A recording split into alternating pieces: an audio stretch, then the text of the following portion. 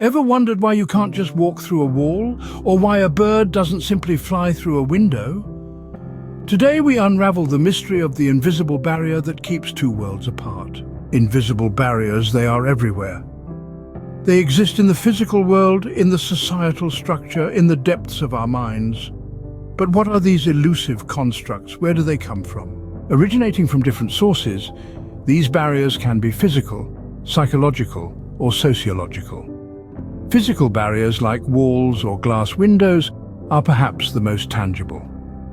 They separate spaces and prevent the mixing of different environments. But how do these barriers come into existence?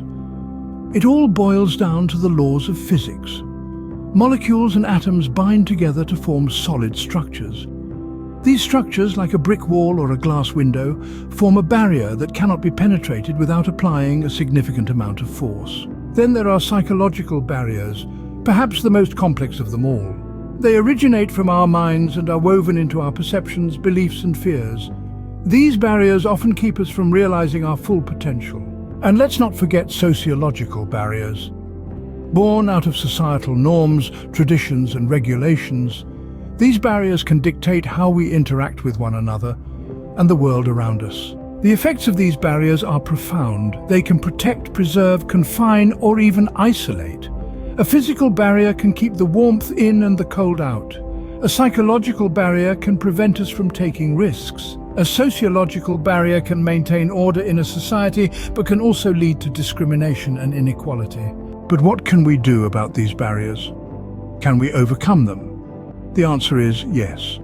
Overcoming barriers requires understanding, effort, and sometimes a change in perspective.